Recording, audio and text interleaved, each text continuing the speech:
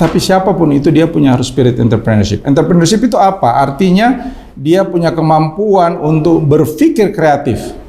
Dia punya kemampuan untuk berpikir inovatif, karena dari titik itulah dia akan menjadi kader yang paripurna, berpikir kreatif untuk gereja, berpikir kreatif perguruan tinggi, dan berpikir kreatif untuk masyarakat. Tantangan GMKI hari ini luar biasa besarnya, karena dengan berbagai teknologi yang kita punya, banyak sekali platform, dan GMKI is only one. Yes. GMKI kalau tidak berubah, maka dia akan ketinggalan. Ya, selamat sore kepada seluruh Civitas GMKI. Hari ini kita berada di ruang podcast GMKI Future, sarana dialog, sarana diskusi bagi seluruh Civitas GMKI. Ya, hari ini kita kedatangan bisa dibilang senior GMKI dan beliau baru terpilih menjadi ketua PNPS GMKI. Selamat sore, Abang William Sabandar. Selamat sore, Ketua Umum PP GMKI, Prima. Selamat Bang ya. Terima kasih. Ketum PNPS GMKI. Terima kasih. Kita akan Terima kasih semuanya. Nanti sama Bang William. Mohon dukungannya. Siap. Ya, hari ini kita akan banyak diskusi karena Bang William ini bisa dibilang kader GMKI yang paripurna. Beliau punya daya juang, beliau punya pengalaman, pastinya daya saing dan kompetensinya luar biasa. Dan beliau juga punya integritas dalam berpengalaman di beberapa bidang. Dan tadi kita banyak cerita, beliau punya pengalaman dalam bagaimana mengatasi bencana pada waktu tsunami Bang ya. Di Nias sebagai ketua BRR dan tsunami di Aceh dan Nias 2004 sampai 2009. 2004-2009, wow. Ini kita sekarang lagi bencana dan nanti kita banyaklah diskusi terkait bencana. Selain itu juga Abang juga utusan Indonesia untuk menangani banjir di Myanmar Bang ya? Ya, utusan khusus Sekretaris Jenderal ASEAN waktu itu untuk menangani. Jadi 2 tahun saya di Myanmar menangani, mengkoordinasikan penanganan bencana siklon di Myanmar. Wow, itu Indonesia cuma Abang sendiri atau ada beberapa Bang? Saya Special Envoy, di bawah saya itu tim dari berbagai negara di ASEAN, dan waktu itu kita bersama-sama dengan PBB juga masuk. Dan yang terakhir ini yang luar biasa, ini sesuatu transportasi yang baru di Jakarta dan transportasi modern, dan beliau adalah pernah menjadi direktur utama MRT Jakarta. Ya. Mungkin bisa cerita sedikit Bang bagaimana pengalaman di direktur MRT ini Bang? MRT Jakarta itu saya dipanggil ya, karena ketika itu saya sedang jadi staf khusus untuk membangun energi terbarukan di Indonesia. Jadi saya memimpin sebuah inisiatif energi, percepatan pengembangan energi terbarukan.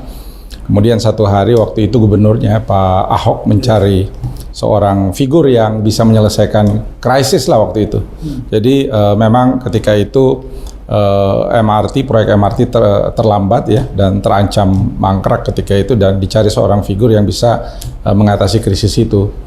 Kemudian saya dihubungkan dengan Pak Gubernur ketika itu, dan waktu itu saya bilang kalau cuma bangun infrastruktur mungkin itu bukan semua banyak yang bisa kerjakan, tapi kalau kita mau merubah budaya kota menjadi lebih bagus, saya tertantang untuk melakukan itu. Jadi itulah percakapan saya dengan Pak Ahok ketika itu.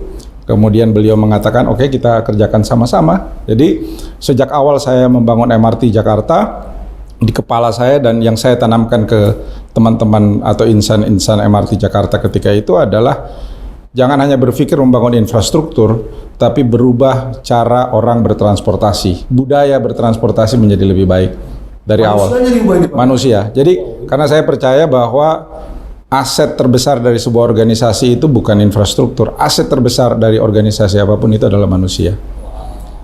Jadi dari awal saya melihat pola bahwa aset itu harus ada pada manusia. Kita bisa menghitung secara ekonomi aset itu ada pada infrastruktur, pada seluruh bangunan-bangunan, tapi yang membuat kekayaan organisasi itu adalah manusianya. Berarti Abang itu menciptakan kultur transportasi baru, bagaimana mengkolaborasi manusia, mengkolaborasi teknologi dan infrastruktur Bang. Dan itu tidak mudah. Itu tidak mudah karena infrastruktur itu kan kerjaan engineering ya, kerjaan teknik ya. Membangun sudah ada teknologi, sudah ada standarnya, tapi merubah budaya, apalagi masyarakat bertransportasi di Jakarta, itu harus dilakukan dengan yang pertama prinsip-prinsip yang benar-benar teguh dan dimulai dari dalam. Saya harus mengajarkan ke diri saya sendiri untuk berdisiplin, memulai kantor dari pagi, kemudian berdisiplin, bertanggung jawab terhadap apa yang kita kerjakan. Kemudian memperkenalkan cara-cara mengelola sistem transportasi dengan benar sampai ke penggunaan transportasi. Jadi memperkenalkannya juga nggak bisa tiba-tiba, karena ketika MRT dibangun 2019 itu diresmikan, tapi kita sudah mulai memperkenalkan cara bertransportasi yang benar 2 tahun sebelumnya, mulai dengan merekrut masinis, merekrut tenaga-tenaga, di benchmark, dibawa ke Jepang, melihat kultur Jepang, bagaimana mereka mengelola sistem transportasinya. Kemudian pada saat uji coba, masyarakat juga waktu itu kan masih menggunakan cara-cara lama bertransportasi, tapi kita coba secara disiplin dan konsisten memperkenalkan itu. Akhirnya yang boleh dilihat hari ini, bagaimana MRT itu bisa tepat waktu, bagaimana MRT itu benar-benar bisa bersih, nyaman, menghargai semua orang. Itu sesuatu yang menurut saya luar biasa ya, melebihi capaian. Tentu infrastruktur itu sebuah capaian, tapi merubah orang bertransportasi yang tadinya menaik transportasi publik itu sesuatu yang tidak nyaman ya, sesuatu yang istilahnya kalau naik kereta dulu itu tas taruh di depan ya, kalau perlu tidak perlu mandi nanti sampai di rumah karena berdesak-desakan. Kalau naik MRT tas nggak ada masalah, taruh di belakang dan harus pakai pakaian yang bagus karena bisa melakukan daerah-daerah itu jadi instagramable ya. Kira-kira itu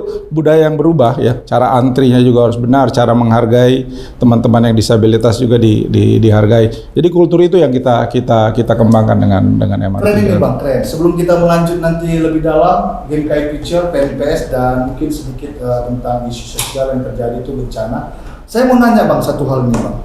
Karakter apa pada umumnya yang terjadi di Indonesia yang sulit atau yang pada waktu itu terjadi bagi masyarakat, dan bagaimana Abang cara memilihnya? Coba singkat Abang. Ya, saya kira bagaimana penghargaan itu yang paling bagaimana karakter apa Bang yang dipunya masyarakat yang pada waktu itu yang karakter lamanya gitu. Bagaimana melihat penghargaan terhadap barang ya, terhadap fasilitas publik. Kadang-kadang kita melihat ini kan fasilitas yang punya publik gitu. Jadi kita bisa memperlakukannya dengan, bayangkan kalau barang itu milik kita sendiri ya. Yeah. Jadi saya selalu bilang ke teman-teman, ini barang dikerjakan dengan dana yang kita kumpulkan gitu. Yeah. Jadi harusnya rasa memiliki itu harus ada gitu. Kebanyakan kalau kita melihat atau kita berada di ruang publik, kita merasa itu bukan barang kita. Padahal sebenarnya fasilitas publik itu adalah barang yang juga dihasilkan, dibayar dari pajak yang dibayar. Jadi saya selalu bilang ke teman-teman MRT, belajar menghargai apa yang kita punya, apalagi kalau itu adalah bahagian yang disiapkan oleh pemerintah sebagai fasilitas publik. Nah, belajar bertanggung jawab itu yang menurut saya banyak sekali saya dapatkan dari GMKI. Iya. Ya, GMKI itu kan zaman harus cari sumber dana sendiri, harus mengelola sendiri, mendapatkan dukungan untuk melakukan program aja itu kita dapatkan kadang-kadang dengan datang ke senior, melakukan upaya-upaya pencarian dana gitu. Begitu berharganya ketika barang itu kita dapatkan gitu, dan itu yang membuat kita termotivasi untuk memberikan yang terbaik untuk kita laksanakan gitu. Nah, karakter itu perlu ada gitu, dan itu yang saya lihat, semangat, spirit untuk melayani ya, itu yang saya tanamkan. Ya kalian semua di sini melayani gitu kan, melayani dengan hati, istilah saya dulu di MRT Jakarta. Jadi teman-teman yuk melayani dengan hati, karena ini barang satu kebanggaan kita bisa punya infrastruktur seperti ini. Lihat di Jepang tuh saya bilang gitu, orang di sana itu benar-benar melakukan penghargaan terhadap apa yang dimiliki oleh publik. Jadi mereka sangat menghargai kebersihannya. Bayangkan kalau perlu, kalau ada sampah kalian yang ambil gitu, karena itu barang kita. Jangan karena orang lain buang sampah kita justru harus peduli gitu. Nah, budaya bersih, budaya nyaman, budaya melayani, budaya menghargai orang lain, itu sesuatu yang harus dimiliki oleh para pelayan-pelayan di MRT Jakarta gitu. Keren. Jadi abang ini dari GMKI mendapatkan nilai-nilai bagaimana cinta terhadap suatu barang, cinta terhadap suatu institusi, organisasi, itu yang dia terapkan sehingga itu bisa jadi modal untuk membentuk atau mengubah karakter transportasi Jakarta. Oke Bang, kita diskusi terkait internal organisasi ya Bang William. Jadi GMKI kita dilantik itu sudah terima pada Juli 2025 dan kita mengusung tema GMKI Future. Keren. Ya. GMKI Future. GMKI Future. Apa itu GMKI Future? Jadi GMKI Future ini Bang, karena waktu kita biasalah kampanye waktu kongres, saya mengusung GMKI 5.0, bagaimana kita menjalankan usaha organisasi dan pengembangan manusianya dengan memanfaatkan teknologi. Jadi konsep dasarnya begitu sehingga kita melihat Bang, mungkin beda zaman apa dulu. Hari ini pasar GMKI atau orang-orang yang bakal masuk GMKI adalah orang Gen Z. Orang Gen Z dulu 10 orang, mungkin bicaranya cuma 5 menit aja, selebihnya pegang handphone. Nah pertanyaannya di handphone itu semua konten ada di sana. Nah, saya berpikir bagaimana kita mengisi nilai-nilai GMKI itu untuk masuk ke dalam handphone digital, sehingga mereka bisa tahu GMKI dan mereka ada kaderisasi GMKI. Itulah gagasannya, sehingga kita muncul beberapa program unggulan Bang. Pertama salah satunya adalah podcast ini Bang. Karena melalui podcast ini kita lahirkan konten-konten yang nanti akan dikirim kemana-mana dan itu bisa dibaca Gen Z. Yang kedua nanti aplikasi. Jadi aplikasi ini menjalankan usaha organisasi itu dijalankan dengan handphone. Nanti kita bisa di sana e-learning, bisa di sana kita cari pekerjaan, bisa di sana kita nanti cari beasiswa, bisa di sana nanti kita promosi produk dan keuangan kita, sehingga semua sudah melalui digital dan transparan. Nah kurang lebih begitu Bang. Nah kira-kira juga Abang adalah sekarang terpilih jadi ketua umum PNPS dan bentar lagi akan dilantik, sehingga kita coba dua gagasan ini bagaimana kita menyelaraskan sehingga ada kolaborasi antara kita saat ini GMKI dan itu mahasiswa dan senior-senior yang sudah melewati fase-fase ber-GMKI. Begitu.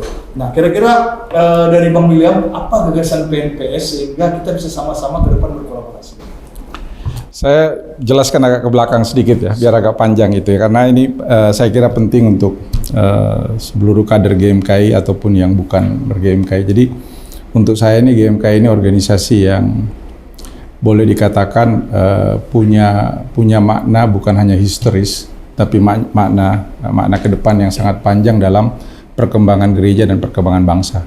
Kalau kita lihat bagaimana pendiri GMKI waktu itu, kalau baca statement Om Yohanes Leimena kan bicara soal GMKI berdirilah di atas dua proklamasi kemerdekaan bangsa Indonesia dan proklamasi Tuhan Yesus Kristus dengan Injilnya. Artinya kader GMKI ini kalau mau paripurna adalah kader yang bisa memberikan pelayanan kepada bangsa dan negara, tapi juga memiliki kemampuan atau memiliki iman yang teguh melayani gereja dan tentu masyarakat gitu. Yohanes Leimena itu orang yang melahirkan dengan perjalanan sejarah yang panjang dari 28, dan boleh dikatakan Indonesia terbentuk karena peran itu, Bhinneka Tunggal Ika, Pancasila banyak sekali dikontribusikan oleh tokoh-tokoh GMKI pada saat itu. Itu pada saat GMKI dilahirkan. Saat saya ber-GMKI 85-90, konteksnya sudah berubah. Ketika itu kebutuhan kita bukan lagi pada perjuangan kemerdekaan, tapi Indonesia pada saat itu masih pada zaman Soeharto, kemudian masuk ke masa reformasi, sedang berusaha untuk keluar dari negara miskin menjadi negara berkembang. Ya, jadi kebutuhan saya ketika itu, saya melihat bagaimana saya sebagai kader GMKI ketika itu membaca tanda-tanda zaman. Ada istilah yang dikeluarkan oleh PGI dan diinspirasi oleh Bapak TB Simatupang ketika itu. Lihatlah ke depan, kader GMKI harus menjawab tanda-tanda zaman. Kebutuhannya adalah dunia profesionalisme, sehingga secara sadar ketika itu saya memilih jalur profesionalisme. Kalau soal jalur politik, kader GMKI sudah hebat lah, dari dulu kita bisa lihat. Tapi dunia profesionalisme, dunia perguruan tinggi, dunia entrepreneurship itu sesuatu yang baru sekali untuk GMKI. Nah, sekarang 75 tahun GMKI, yang kelihatan yang tadi Anda katakan, spiritnya adalah entrepreneurship. Kalau kita boleh lihat gitu kan. Jadi kalau zaman saya itu orang masih bicara profesionalisme, zaman sekarang orang udah melihat karena berbagai tantangan teknologi dan berbagai fasilitas yang disiapkan. Profesionalisme yes, tapi semua orang sekarang harus punya spirit entrepreneurship tersebut. Nah, Di sini GMKI masa depan, menurut saya harus meletakkan posisinya. Oke, dia menjadi kader gereja, dia menjadi kader masyarakat, dia bisa di perguruan tinggi, tetapi siapapun itu dia punya harus spirit entrepreneurship. Entrepreneurship itu apa? Artinya dia punya kemampuan untuk berpikir kreatif. Dia punya kemampuan untuk berpikir inovatif, karena dari titik itulah dia akan menjadi kader yang paripurna, berpikir kreatif untuk gereja, berpikir kreatif perguruan tinggi, dan berpikir kreatif untuk masyarakat. Tantangan GMKI hari ini luar biasa besarnya, karena dengan berbagai teknologi yang kita punya, banyak sekali platform, dan GMKI is only one. Yes. GMKI kalau tidak berubah, maka dia akan ketinggalan.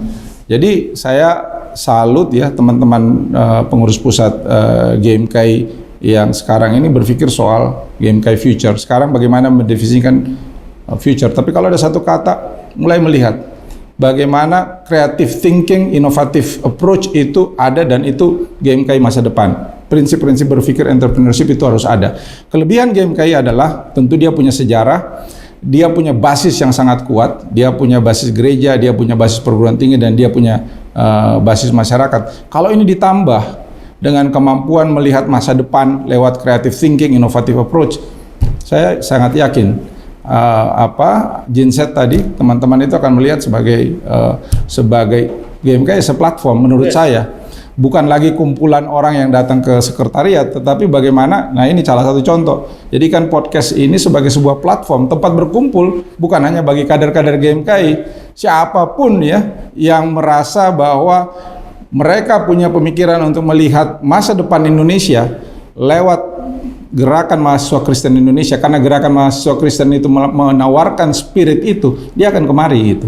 Dan ini bisa diperankan oleh teman-teman PP GMKI dan seluruh GMKI yang ada di cabang-cabang. 122 cabang. Saya kemarin waktu berapa cabang? 122 cabang. Hari ini kita udah punya berbagai cara untuk berhubungan. Artinya saya nggak harus ke Merauke, saya nggak harus ke Nias gitu, tapi bisa berkoordinasi lewat ini. Nah, inilah fasilitas yang bisa membawa GMKI ke masa depan. Luar biasa, Bang. Saya coba lebih mengkaji lebih dalam. Ada yang fundamental. Problem GMKI hari ini tidak dipercaya. Semua institusi saya bilang tidak percaya. Saya datang ke kampus, ya, kita berkomunikasi dan membawa harapan baru. Tapi sebelumnya mereka tidak percaya. Mungkin gereja juga sudah sedikit kehilangan kepercayaan. Nah, ini yang pertama. Yang kedua tadi sudah Abang jawab bagaimana Genset. Genset itu punya karakter tersendiri. Mereka lebih senang di era-era platform, media sosial, dan lebih tertarik. Tidak suka yang berbau-berbau hierarki. Lebih suka yang praktis, dan ini yang paling penting, apa manfaat bagi mereka masuk organisasi. Nah, jadi Bang, itulah yang menjadi pikiran kami kenapa GMKI Future ini adalah kami masuk ke dalam apa yang menjadi karakter Genset. Nah, GMKI pasti punya kekurangan banyak hal, kita juga punya keterbatasan Bang, dan hari ini kita mulai berbenah diri. Yang pertama adalah bagaimana kita tadi masuk di era digital, kita buat podcast, kita buat aplikasi, minimal instrumennya sudah ada. Nah, yang kedua kita mengisi nih, tadi yang Abang bagaimana sih sebenarnya mengubah masyarakat punya kultur itu. Nah, kita di GMKI ini bisa dibilang Bang, saya harus sampaikan ini terbuka juga. Kalau dibilang kita 5.0, kita masih 0.5 kulturnya. Kulturnya 0.5. Nah, ini melompat ke 5.0. Nah, jadi kita minta emphasis dari Abang ini kan, mengubah kultur 0.5 menjadi 5.0. Nah, itu yang menjadi masalah kita. Ya. Saya kalau itu cerita pengalaman saja kalau saya ya, bagaimana saya merubah kultur di MRT Jakarta. Coba bayangin. Jadi saya pengguna kereta lah sebelum itu juga kultur 0.5 sebelum ada MRT. Kemudian naik orang berdesak-desakan ya, kemudian copet ya, tidak antri, tidak ini gitu kan. Apa yang harus dilakukan gitu ya? Saya bilang sama teman-teman, saya nggak butuh orang lain, I will only need you all. Jadi waktu itu kita sekitar 100 orang dulu, masih kecil. Nggak, perubahan itu harus datang dari dalam, dari diri kita sendiri. Mari kita rubah, kita perkenalkan apa yang kita inginkan ke depan, dan pelan-pelan kita tunjukkan ke masyarakat. Jadi dari 100 orang itu, cara kita melayani, cara kita mengelola proyek, cara kita menunjukkan cara-cara yang baik. Memang yang penting di sini pertama, kita sepakat dulu bahwa kita akan berubah. Jadi dari 0,5 kita mau 5,0. Oke ya. 5,0 kita bikin apa yang kita maksud dengan 5,0. Putuskan itu 5,0 kira-kira seperti ini. Kemudian kita sendiri PPGMKI dan mungkin diturunkan ke BPC karena ini kan penting untuk mental model yang kita butuhkan gitu ya. Seperti itu. Kemudian yang kedua, mulai kembangkan itu ke jejaring-jejaring terdekat kita. Kan nggak semua nggak percaya GMKI ya. Pasti ada lah gereja-gereja, kalaupun ada gereja yang udah nggak percaya, apa boleh buat. Tapi gereja yang percaya adalah dekat-dekat di sini ada PGI gitu kan. Ngomong ke mereka bahwa kita memang mau berubah. Kita mau memperkenalkan GMKI masa depan ya, yang fokusnya pada pengembangan anak-anak muda Indonesia. Kira-kira seperti itu. Apa itu anak muda Indonesia? Anak muda yang mengenal spirit anak muda yang tentu kuat secara spiritualitas, tapi keinginan untuk mengabdi dengan semangat-semangat entrepreneurship, semangat profesionalisme mulai dikembangkan seperti itu. Jejaring itu penting. Jadi kami juga seperti itu. Jadi jejaring kita undang orang ya, waktu itu mulai proses MRT, nggak ada juga yang percaya ketika itu. Nggak mungkin you bisa merubah kultur yang sudah rusak seperti itu. Tapi dengan konsistensi ya, konsistensi saya juga waktu kemudian melihat ketika MRT dibuka, ini orang masih kulturnya masih lama, masih bawa rantang, berpikir bisa rekreasi di MRT, masih berpikir kereta bisa nunggu. Awal-awal seperti itu, iya, masih dulu kita kan udah vending mesinnya sudah otomatis. Ada yang kita harus ngajarin cara ini, kemudian sampah masih dibuang kemana-mana. Kita juga harus educate cara membuang sampah yang benar. Sampai kita tidak menempatkan tempat sampah di stasiun MRT, orang pun nggak percaya bagaimana mungkin dari tempat yang kotor di contoh-contoh public transport Anda kemudian bisa sampai tidak punya tempat sampah gitu. Tapi konsistensi, disiplin melaksanakan itu. Makanya tadi waktu saya masuk, saya langsung melihat ini lebih bagus ini kalau student center seperti ini. Ruang podcast ini udah bersih gitu kan. Terus Ketum bilang tadi, udah nggak ada yang tidur di PPGMK. Itu udah bagus itu. Karena kita mulai ngajarin disiplin. Karena yang harus kita, dan ini pengalaman saya, disiplin. Saya bisa selesai tepat waktu, saya bisa jadi ketua cabang GMKI, saya bisa jadi PP, dan saya bisa kerja profesional karena disiplin dan selalu mau belajar. Value yang itu yang diajarkan oleh GMKI. Nah, kalau ini bisa kita tebarkan kepada adik-adik, kepada semua teman-teman kita, pasti akan berubah GMKI itu. Dan kenapa saya ingin ya terpanggil untuk menjadi pemimpin ketua PNPS, karena saya lihat potensi GMK ini luar biasa. 50 sampai 2020, 75 tahun, 122 cabang. Berapa banyak nih? Kalau kita mau bicara membangun Papua, yang bisa bangun Papua itu kader-kader GMKI. Bayangin kalau kader GMKI kita berikan dari Jakarta ini seluruh informasi tentang teknologi apa yang dibutuhkan, kapasitas, fokusnya sebenarnya hitung aja berapa kader GMKI yang ada di 18 cabang yang ada di Papua itu. Kasih materi, dan itulah platform GMKI, GMKI platform. Itu merubah mental mind dari anak-anak GMKI, dan kemudian orang jadi melihat fear of missing out, FOMO. Wah, ternyata di GMKI ini ada barang ini kan. Ternyata di GMKI mulai dari ketua umum, kalau ketua umum, seksekum, pengurus pusat bicara seperti itu semua, terus orang akan tiba-tiba akan lihat, lah, lain nih GMKI. GMKI yang ini bukan GMKI yang seperti yang dulu-dulu lagi gitu kan. Dan memang GMKI berubah gitu kan. Podcast ini berubah. Anda siapkan sehingga semua orang merasa kalau tidak ber-GMKI dia FOMO gitu kan. Dia wah, saya nggak ada di komunitas itu. Sama dengan tahun 50-an lah kira-kira. Orang, waduh, kalau bukan ber-GMKI kayaknya nggak lengkap. Nah, gimana kita menyiapkan satu platform GMKI hari ini dalam situasi teknologi yang sudah luar biasa? Nah, dan semua itu ada di kita. Benar. Anda punya senior itu berapa banyak gitu, panggil satu persatu di sini. Ya kayak inilah, kita kasih ide-ide ini, dan habis itu berjejaring. Saya dengan senang hati misalnya coaching, men-sharing pengalaman ya lewat podcast ini, bikin training-training. Nanti kalau PNPS mulai berjalan, saya bilang ke teman-teman, siapkan platform. Kalau GMKI bikin platform untuk kader GMKI, PNPS bikin platform untuk senior. Senior bertukar pikiran di situ, senior berbagi, bicarakan hal-hal yang positif, bagaimana membantu adik-adik, bangun komunikasi. Tapi diskusi kita itu diskusi yang sehat, bagaimana membangun pelayanan Kristen ya di Indonesia supaya kita jadi bermanfaat untuk masa depan kan, gitu kan. Jadi it's a very good platform ini GMKI menurut saya, dan kenapa saya tertantang untuk melihat ini platform yang mahal ya, karena kekuatannya ada pada sumber daya manusianya, tinggal persoalannya bagaimana manusia ini benar-benar kita bisa kolaborasikan, kita bisa kerjasama baik-baik untuk melihat tantangan kita untuk bangun GMKI sama-sama ke depan ini menjadi lebih baik. Bahasa saya itu kultifikasi talenta. Nah, itu dia.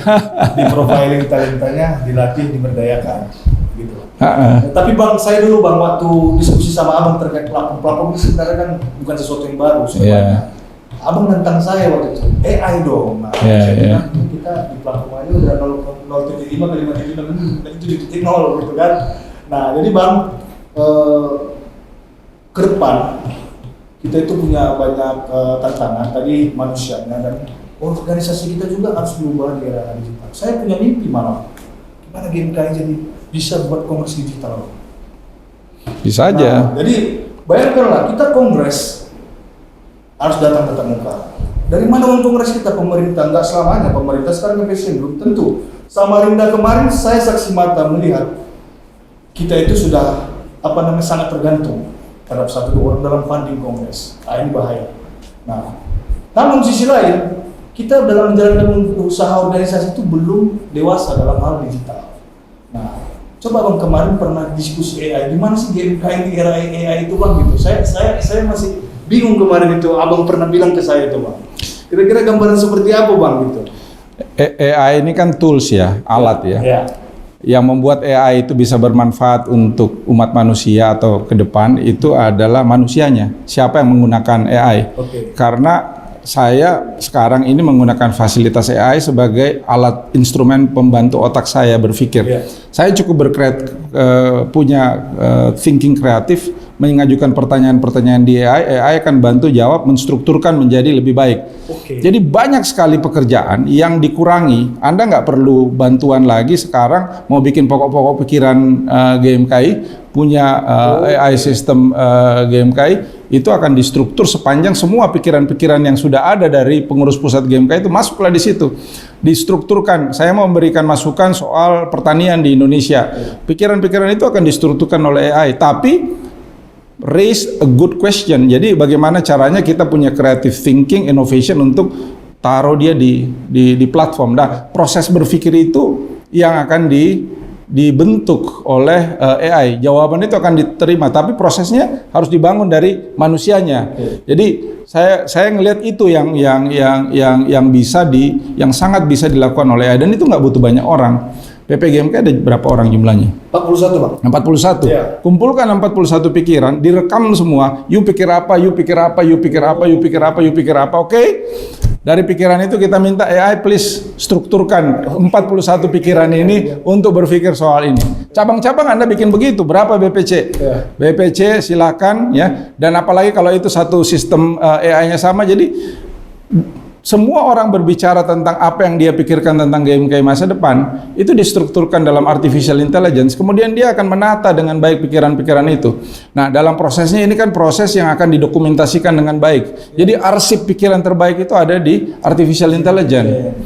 Dia akan mengarahkan kita, termasuk kalau kita mau bikin kira-kira proses entrepreneurship atau bisnis apa yang bisa dimainkan, kalau kita punya data. Makanya saya bilang, data anggota, kita punya pendataan tentang anggota, AI akan mengarahkan kira-kira bidang-bidang apa aja yang paling bagus kita lakukan, teknologi seperti apa aja yang paling, kita berkolaborasi dengan siapa aja, bukan hanya di Indonesia, dia akan menunjukkan teman kolaborasi, teman mitra kita yang paling baik di dunia ini misalnya. Jadi GMKI itu tidak harus berkolaborasi atau kader GMKI seplatform, dia dengan kemampuannya mengumpulkan seluruh pikiran. Katakanlah kita punya 10.000 anggota, 10.000 anggota itu masukkan ke dalam sistem, mereka berpikir, kemudian kita identifikasi berapa banyak yang main di sektor teknologi, berapa banyak yang main di sektor pertanian, kemudian dia melihat mau jadi profesional atau mau menjadi businessman atau mau. Seluruh petunjuk-petunjuk itu akan dapat dari AI. Saya mau membangun bisnis A. can you help me building the business of apa misalnya semiconductor misalnya gitu, dan finding the right partner untuk saya melakukan ini. AI akan menyiapkan itu. Tapi ini pikiran-pikiran ini akan dibentuk dengan semakin banyak kader-kader GMK menyuarakan aspirasinya di platform itu. Jadi kekuatan GMK itu kekuatan manusianya. Dan GMK apa? GMK kan melatih kita berpikir kritis. Ya kan? Well, kita udah diskusi dari semester 1. Kalau di kampus saya dulu ya belajar gitu kan. Tapi kalau berpikir soal bagaimana menyiapkan sebuah program, bagaimana berkolaborasi dengan organisasi lain, bagaimana meng-approach senior, mendapatkan pikiran-pikiran. Jadi saya jadi mahasiswa plus dengan ber-GMKI. Tentu saya punya kemampuan akademik yang saya dapat dari perguruan tinggi, tapi dengan GMKI itu mengajarkan plus. Nah, AI ini akan membuat kemampuan seorang kader itu akan jadi lebih keluar lagi ke depan, bahkan membantu mencarikan masa depan, menemukan masa depan, atau membantu menunjukkan masa depan yang baik. Nah, kemudian kader-kader GMKI ini daya tahannya luar biasa. Ya kan, kita diajar itu daya tahan, nggak makan, bisa rapat, bisa ini berhari-hari. Iya kan? Satu minggu. Tapi kalau kita cuma punya daya tahan, nggak punya competitiveness, kemampuan berkompetisi, ngapain gitu. Nah, dengan teman-teman jadi platform, kasih tunjuk model itu akan punya kemampuan untuk oke, saya lihat jalan ke depan. Kalau tadinya kan kita harus nanya orang lain, ada nggak channel kemana, kita harus datang ke Jakarta. Kalau hari ini nggak perlu, kita tinggal nanya ke platform, ke ChatGPT. ChatGPT tolong temukan, saya mau membuka bisnis ini, partner-partner saya seperti apa, keluar dia. Keren. Jadi menurut saya pakai itu ya, yang dipunyai oleh GMK apa, milik kader ya. Kader GMK itu apa?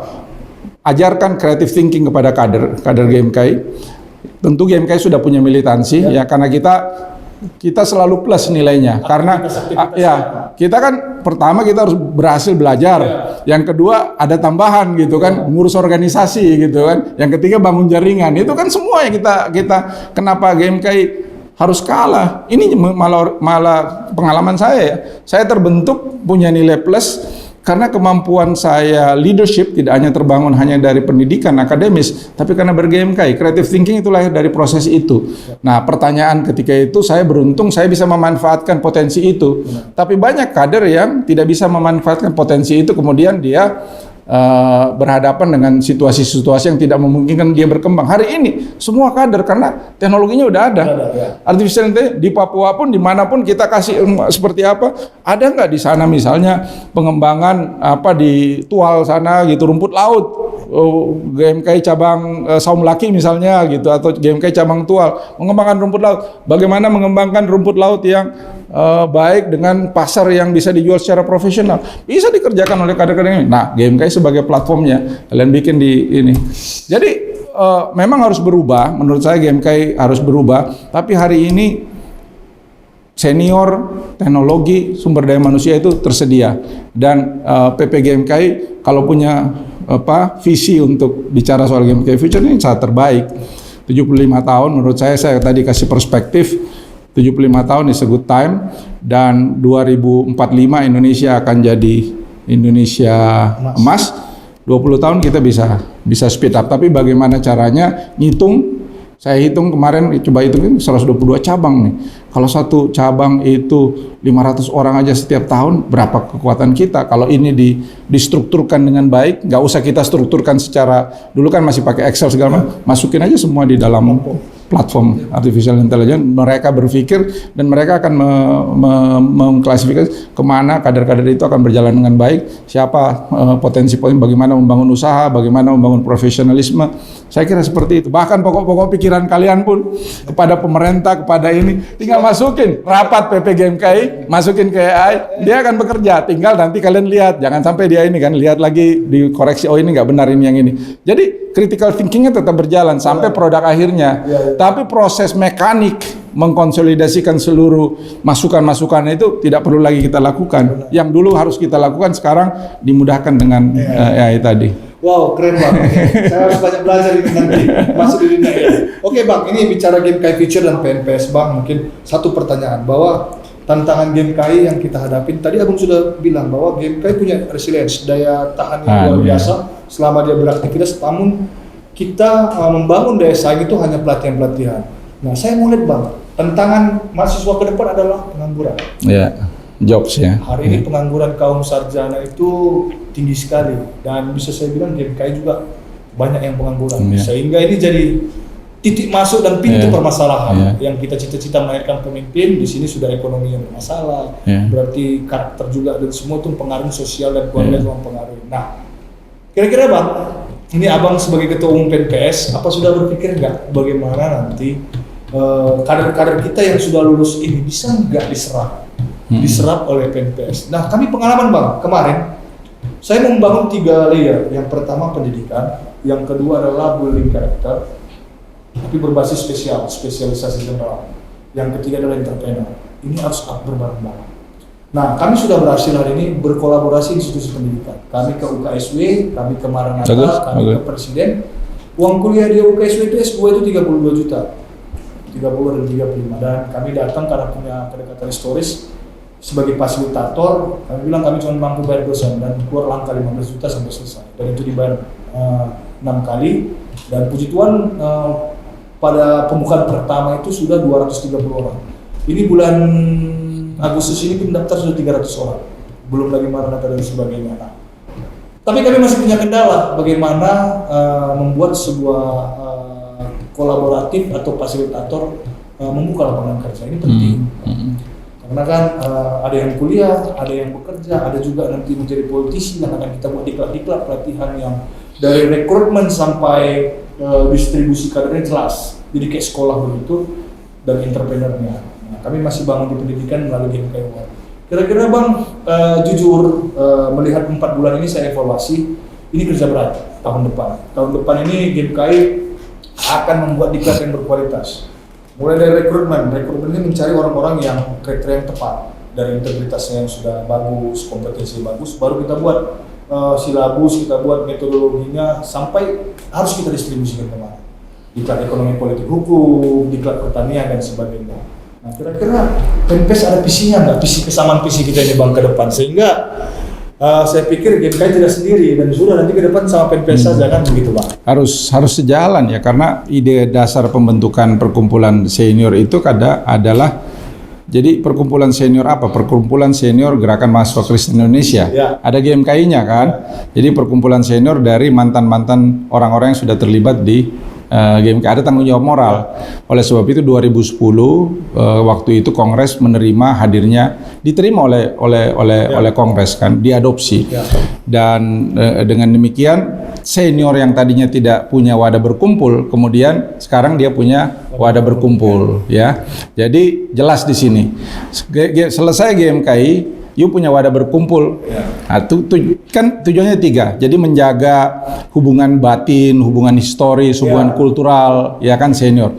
Yang kedua, memang orang sudah sadar begitu para pembentuk perkumpulan senior ya PS Game KAI itu sudah sadar bahwa senior ini juga harus melihat, membantu. Makanya tujuan kedua itu daya dan dana, mendukung daya dan dana dari Game KAI. Karena senior tentu dia udah ya, dan harapannya seniornya harus berdaya. Kalau seniornya nggak berdaya, bagaimana dia mau membantu Game KAI-nya kan? Jadi itu. Dan yang ketiga, PNPS pun perkumpulan senior pun harus jadi platform untuk mendorong senior-senior itu untuk punya partisipasi di medan pelayanan. Nah, saya masuk ke situ. Jadi yang pertama ada kolaborasi yang koheren, ada kolaborasi yang boleh dikatakan tanpa batas, tapi masing-masing tahu perannya. Game KAI sebagai organisasi kader, perkumpulan senior sebagai wadah berkumpul senior setelah dia selesai bergame KAI.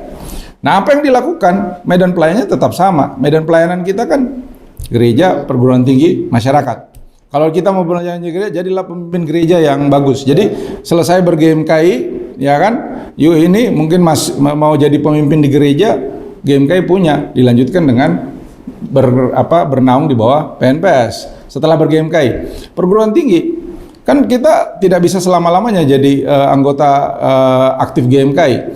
Setelah dia selesai, mungkin dia mau mengabdi perguruan tinggi, menjadi pengajar, menjadi dosen, itu medan pelayanan. ada PNPS yang menjadi wadah berkumpulnya. Di bidang masyarakat, nah bidang masyarakat menarik. You mau jadi politisi bisa, mau jadi entrepreneur bisa, mau jadi profesional bisa, mau jadi pegawai negeri sipil bisa, mau terlibat di civil society bisa. Itu masyarakat, pentahelix, 5 kan.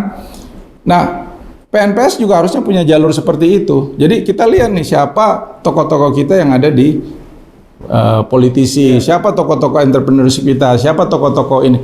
Inilah yang kemudian membantu adik-adik di GMKI supaya nanti ketika mereka selesai, oh ini ada platform yang bagus untuk mengembangkan ke arah sana. Jadi harusnya ada sinergi ke sana, dan ini yang memang benar-benar ingin kami kembangkan. Tidak mudah memang, tapi resep pertama adalah hubungan yang manis antara GMKI di segala aras dengan perkumpulan seniornya. Dalam hal ini kalau di pusat ada PNPS dengan PP GMKI.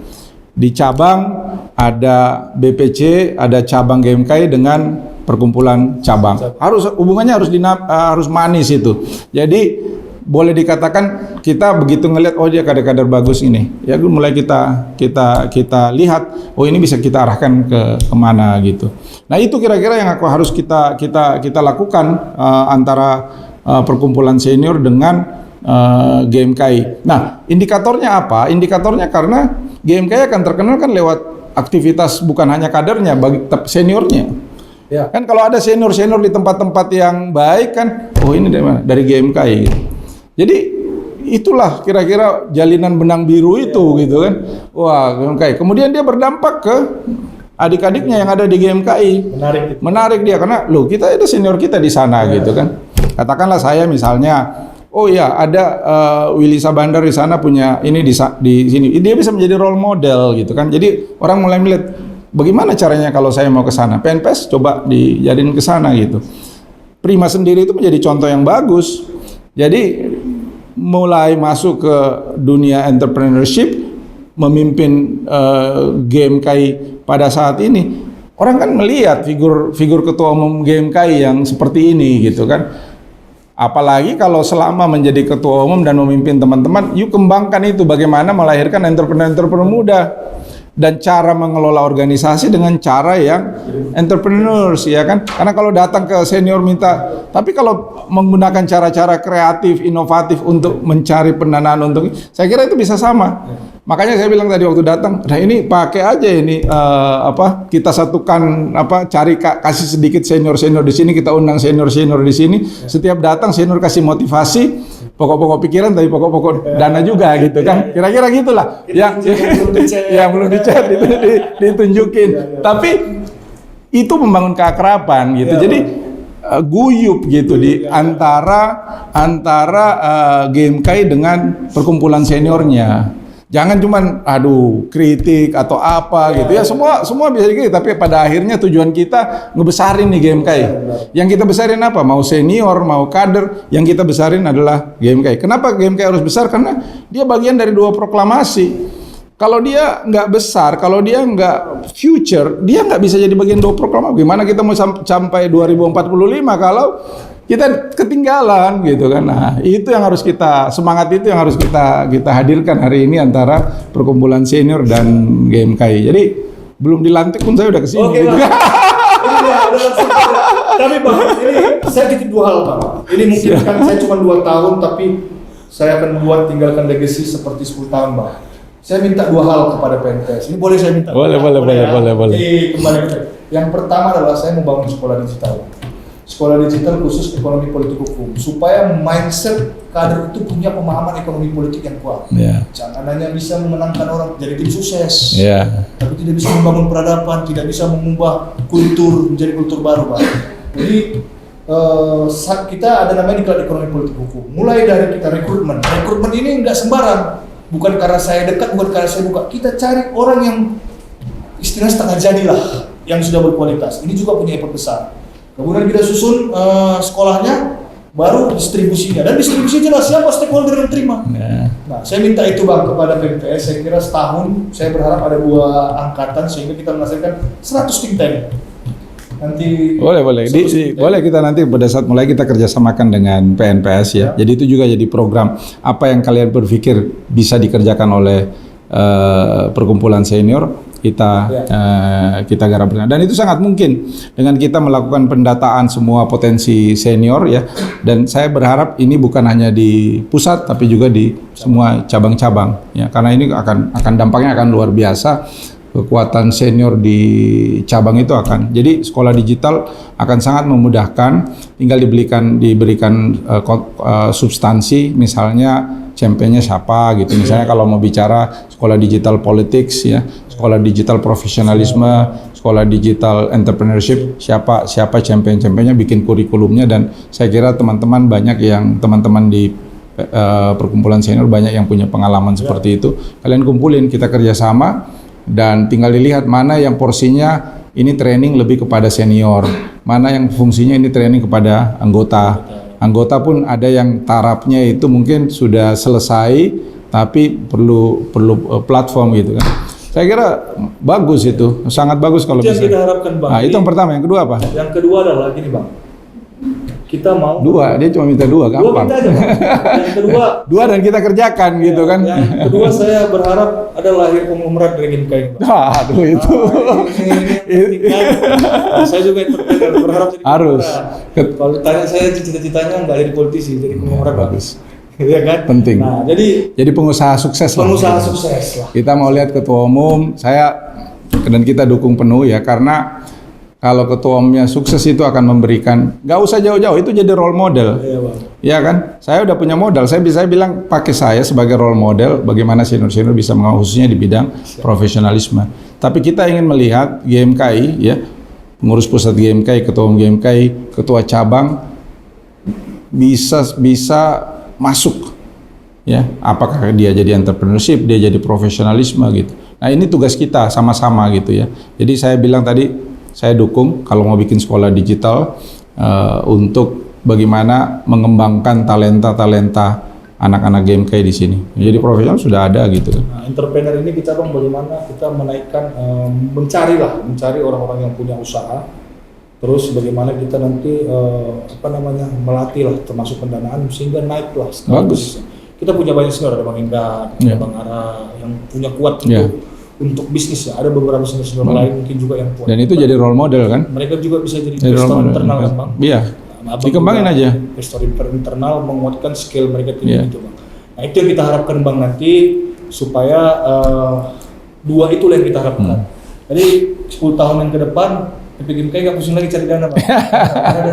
ada yang banyak dana, yang punya sistem produksi dia bantu. Mari kita kerjakan sama-sama gitu ya. Tapi saya senang ada perubahan ya, suasana sekretariat ini menunjukkan PP GameKay berubah ya.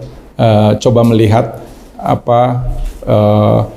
environment yang lebih profesional ya, benar-benar dikelola sebagai satu organisasi maju ya.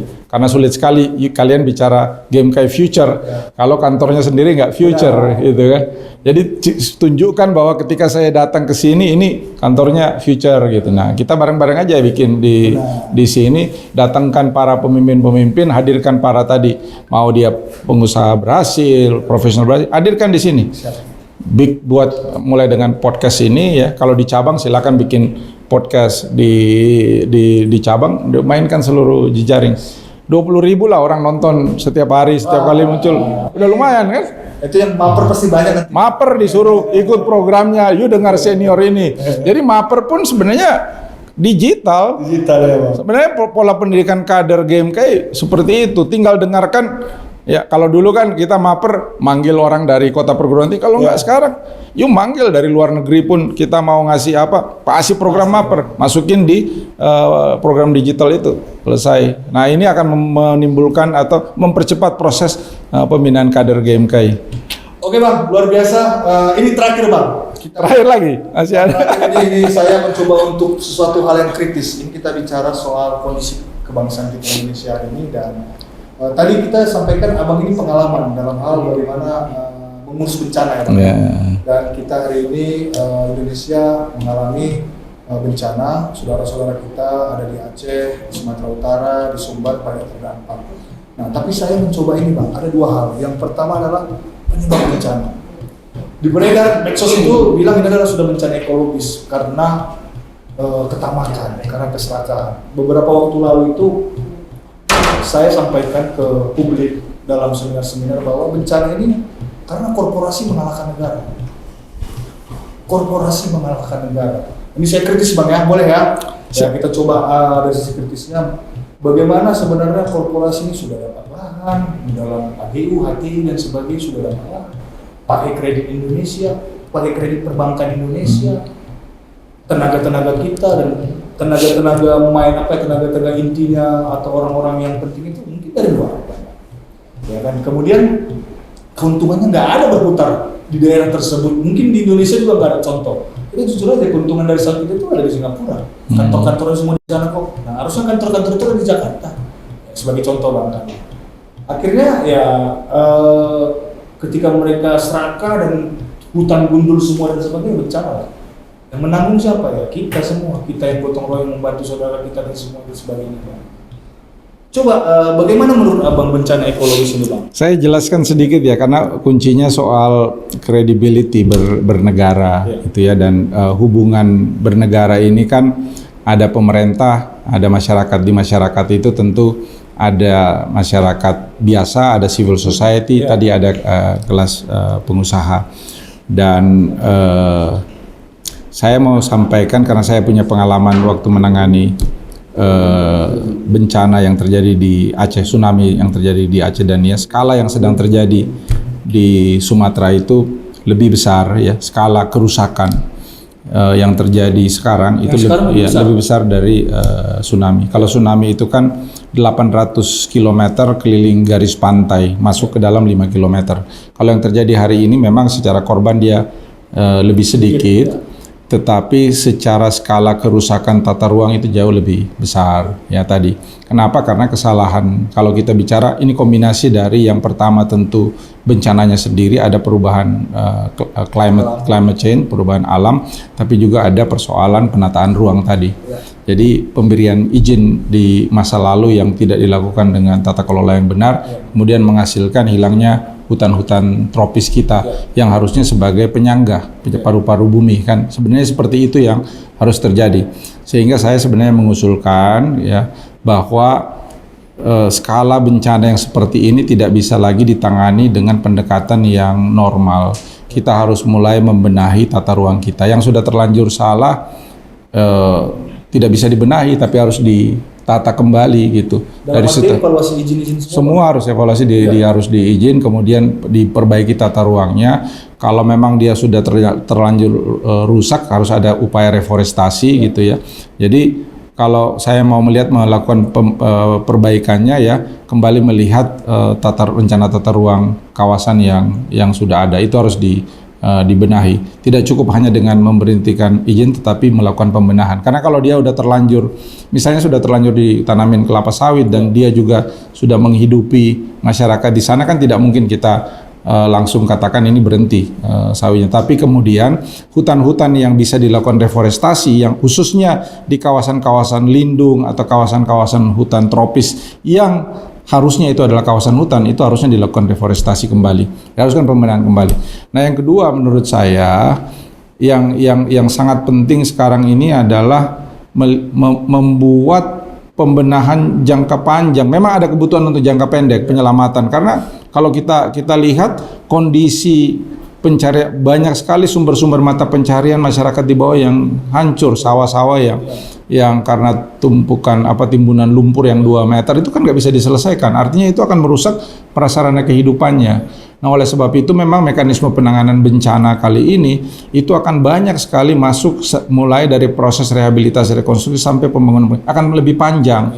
Nah saya memang waktu itu sempat mengusulkan ini perlu aturan yang cukup kuat untuk memberikan kewenangan kepada apakah sebuah badan atau kepada sebuah unit khusus yang khusus melakukan penanganan berkelanjutan ya, jangka panjang dan berkelanjutan terhadap ini, ikut memikirkan bagaimana supaya bencana ekologis ini tidak terulang di Sumatera, tapi sekaligus memikirkan bagaimana masyarakat ini bisa keluar dari bencana ini. Karena ini yang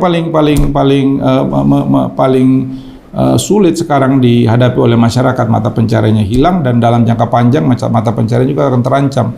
Nah, oleh sebab itu ada sebuah unit atau ada sebuah task force, ada sebuah badan yang harusnya berkedudukan di sana seperti BRR tempo hari yang kemudian menyiapkan sebuah master plan jangka panjang mulai dari pembenahan tata ruang sampai mempersiapkan kalau disaster risk reduction ya, kalau terjadi bencana seperti ini lagi bagaimana masyarakat itu bisa survive menanganinya.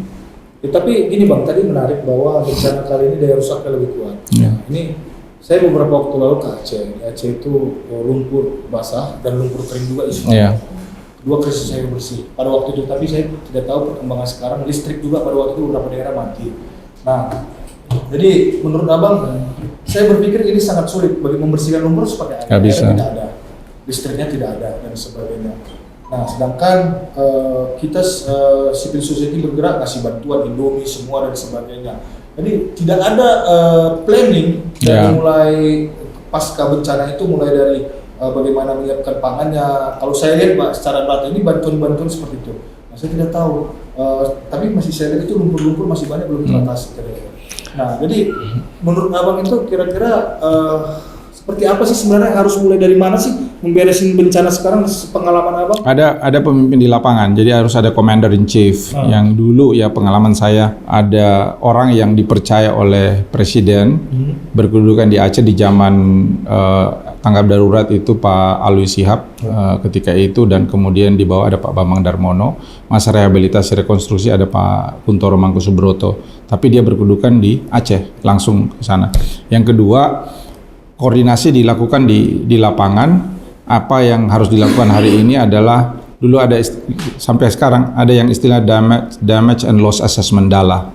Itu harus dilakukan. Jadi kita tahu persis kerusakannya seberapa besar, di mana dan bagaimana menanganinya. Jadi ada yang kemudian nanti ada yang namanya master plan penanganan bencana. Ini yang saya bilang tadi, harus ada perbaikan tata ruang secara menyeluruh. Kemudian dibentuklah working group ya, task force yang ada di setiap kabupaten. Ini kan skalanya luar biasa. 52 kabupaten terdampak. Jadi bayangin aja kalau pemerintah itu tidak mengequip pemerintah daerah untuk menjalankan rehabilitasi rekonstruksi, maka ini akan berkepanjangan, dan berkepanjangan ini kan jadi memang Commander in Chief yang berkedudukan di satu tempat, apakah itu di Banda Aceh, di Medan atau di Padang, itu yang membawahi unit-unit yang akan bergerak secara operasional di bawah dan melakukan koordinasi on daily basis untuk menyelesaikan persoalan ini secara cepat. Jadi memang harus ada tidak bisa kalau dalam pandangan saya hari ini gubernur seorang diri atau ini dibantu dengan tim yang datang dari Jakarta. Jakarta harus taruh orang, Commander in Chief bertanggung jawab untuk membantu pemerintah daerah menyelesaikan persoalannya. Nah, rencana inilah yang harus dibuat dalam 3 bulan ke depan, 6 bulan ke depan ya, rehabilitasi rekonstruksi agar ini bisa berjalan dengan baik. Oke, berarti ini bicara soal leadership lapangan dan orangnya dan bagaimana mengkomandoi dan plan-plan penyelesaian masalah. Ya Bang, ini yang terakhir Bang, kita sudah hampir 1 jam lebih. Ini pertanyaan yang kritis. Hari ini yang terjadi di masyarakat adalah pro kontra terkait bencana nasional. Jadi banyak masyarakat bilang, kenapa tidak ditetapkan menjadi bencana nasional? Tsunami bencana nasional Bang ya? Ya. Nah, kira-kira menurut Abang, apakah diperlukan? Saya belajar dari pengalaman ya, ketika tsunami itu terjadi, presiden ketika itu melihat ya, waktu itu ada di Jayapura, Presiden SBY jadi Jayapura, kemudian melihat perkembangan yang terjadi, korban itu terus meningkat sewaktu-waktu, dan dalam waktu beberapa hari kemudian melihat skala bencananya yang luar biasa, kemudian menetapkan itu sebagai bencana nasional. Dalam perjalanannya kemudian masa tanggap darurat yang tadinya 3 bulan kemudian diperpanjang menjadi 6 bulan karena memang ini. Kemudian pada saat itu juga karena melihat skalanya juga sangat besar, kemudian yang disiapkan itu presiden ketika itu mengeluarkan peraturan pemerintah pengganti undang-undang Perpu untuk mendirikan sebuah badan rehabilitasi rekonstruksi Aceh dan Nias. Nah, saran saya juga seharusnya karena ini skalanya seperti itu, saya melihat instrumen undang-undang yang ada sekarang itu tidak lagi relevan untuk menangani bencana yang skalanya seperti itu. Oleh sebab itu, masukan saya adalah perlu ada sebuah instrumen peraturan yang mungkin skalanya undang-undang untuk menyiapkan satu mekanisme penanganan bencana ini, apakah dalam bentuk Badan Rehabilitasi Rekonstruksi Sumatera untuk menangani bencana ini secara nasional. Nah, soal apakah dia bencana nasional atau tidak, seharusnya kalau dari awal dia sudah harus bencana nasional. Terpenuhi unsurnya Bang ya? Terpenuhi unsurnya, karena tidak harus satu provinsi pun, karena aturan dalam Undang-Undang Penanganan Bencana sebenarnya sepanjang provinsi itu tidak bisa menangani menangani bencananya sendiri dan dianggap itu sebagai bencana yang luar biasa besarnya, sudah bisa ditetapkan sebagai bencana nasional seperti yang terjadi di tsunami di Aceh. Itu satu provinsi yang skalanya luar biasa, pemerintah menetapkan itu sebagai bencana nasional. Nah, diskursus ini kan menjadi polemik sekarang, tapi saya lebih menekankan bahwa perlu sekali the government, pemerintah itu ada di lapangan, ada commander in chief yang ada di lapangan untuk menangani hari ini penanganan supaya proses tanggap darurat itu terkoordinasi dengan baik. Jadi ada commander in chief yang setiap hari memberikan laporan tentang program itu, kemudian menyiapkan proses rehabilitasi rekonstruksi yang lebih panjang sifatnya gitu. Berarti kalau usulan Abang, pandangan Abang lebih membentuk badan atau tim bagaimana menyelesaikan dan yang ada di lapangan rehabilitasi pasca banjir, rehabilitasi sampai itu, dan dibuat payung hukumnya melalui peraturan pemerintah atau perpres tadi. Iya, perpres atau bahkan undang-undang. Undang-undang ya. Iya, karena kalau mau bergerak cepat memang menurut saya pemerintah punya kewenangan untuk menyiapkan undang-undang, karena memang skala bencana yang saya bilang tadi ini ada aspek perbaikan menyeluruh dari governance, dari tata ruang, tata kelola penggunaan lahan yang ada di sana, dan itu akan menabrak aturan undang-undang yang lain kalau kita membuat aturan yang lebih rendah daripada aturan yang sudah ada. Misalnya tata ruang itu kan diatur oleh undang-undang tata ruang gitu. Kita perlu menyiapkan sebuah aturan yang mumpuni, yang membuat instrumen yang dibentuk nanti ini bisa menangani secara menyeluruh persoalan bencana ini supaya keberlanjutan itu bisa terjadi.